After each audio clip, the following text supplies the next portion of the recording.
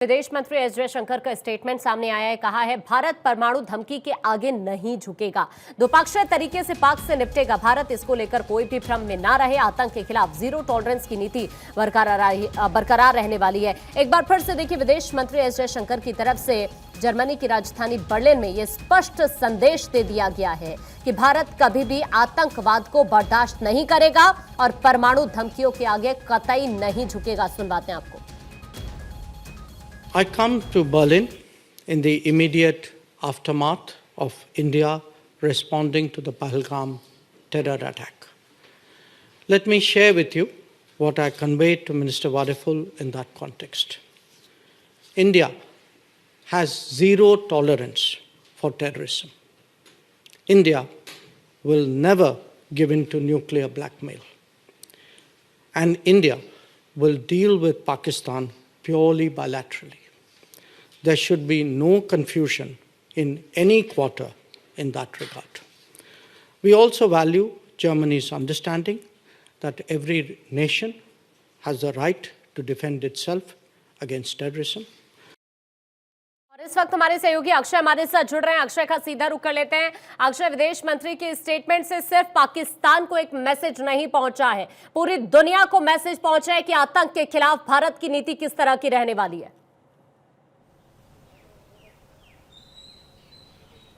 बिल्कुल सही बात है। एस जयशंकर हो या फिर प्रधानमंत्री नरेंद्र मोदी हो, ये बात बार बार कहते रहे हैं और ख़ास करके सीज फायर से पहले भी और सीज फायर के बाद भी कि पाकिस्तान के साथ द्विपक्षीय वार्ता के ज़रिए ही बात निकल सकती है और उस पर किसी तीसरे पक्ष की कोई गुंजाइश नहीं बन सकती है। साफ तौर पर जयशंकर ने यह भी कहा कि पाकिस्तान और भारत बात कर सकते हैं, इसमें तीसरे की एंट्री नहीं हो सकती, ये द्विपक्षीय मामला है। दूसरी बात यह है कि परमाणु के बम के जरिए कोई धमकाने की कोशिश न करे, ये पाकिस्तान को ही एक चेतावनी नहीं है बल्कि दूसरे देशों के लिए भी है कि आप द्विपक्षीय चीज़ों में ज़्यादा पछड़े में ना पड़े। जिस तरह से डोनाल्ड ट्रंप का मामला सामने आया हो, जिस तरह से उन्होंने बार बार बयानबाजी की हो, कहीं ना कहीं उनको भी डायरेक्ट लहजे में नहीं बल्कि इनडायरेक्ट लहजे में ये बता दिया गया है कि भारत पाकिस्तान के बीच में जो भी बातचीत है आतंकवाद पर जीरो टॉलरेंस की नीति है। जब तक पाकिस्तान आतंकवाद पर कार्रवाई नहीं करता, आतंकी ठिकानों को नष्ट नहीं करता, भारत उसके किसी भी चीज़ को सुनने वाला नहीं है। इंडस्ट्री जो थी उसको पूरी तरह से अभी भी प्रतिबंधित किया गया है। कह सकते हैं कि आने वाले समय में भारत का रुख और भी कड़ा होने वाला है और ख़ास करके अन्य देशों का जो भारत और पाकिस्तान के मुद्दे को लेकर के ज़्यादा इंटरेस्ट दिखा रहे हैं।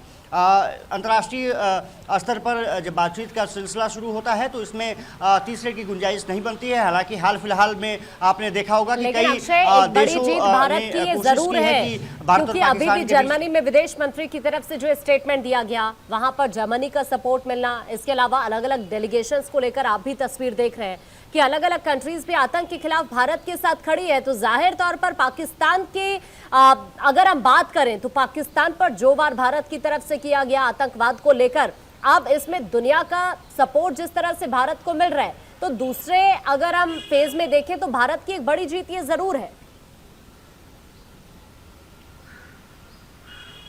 और कहा जा सकता है क्योंकि जिस तरह से डेलीगेशंस दौरा कर रहा है, जिस तरह से लगातार एस जयशंकर विदेश दौरे पर है, पहले वो डेनमार्क गए, फिर जाकर के तमाम अन्य देशों में का दौरा कर रहे हैं, जर्मनी में, जिस तरह से उन्होंने बयान दिया, दूसरे देशों का सपोर्ट मिलना भारत के लिए निश्चित रूप से मुफीद शुरू से रहा है। भारत सबसे बड़ी बात यह है कि शांति की बात करता रहा है, लेकिन शांति के साथ साथ अगर हमारी ज़मीन पर कोई आंख दिखाएगा, कुछ कार्रवाई करेगा तो उसके लिए भारत लगातार ये भी कोशिश करता है कि उसको मुंहतोड़ जवाब दिया जा सके। और ऑपरेशन सिंदूर के जरिए दिखाया भी गया कि हमने किसी भी पाकिस्तान में जो आम आदमी हैं, सिविलियंस हैं, उनको निशाना बनाने की कोशिश नहीं की। आतंकवाद के खिलाफ हमने कार्रवाई की। पाकिस्तान ने जब वहाँ पर भारत पर हमला करने की कोशिश की, उसको मुंहतोड़ जवाब दिया गया। बाद में उसके तमाम सिस्टम्स को बर्बाद किया गया। पाकिस्तान निश्चित रूप से बैकफुट पर है, लेकिन अभी भी चेत नहीं रहा है। यूएन में जिस तरह से उसका बयान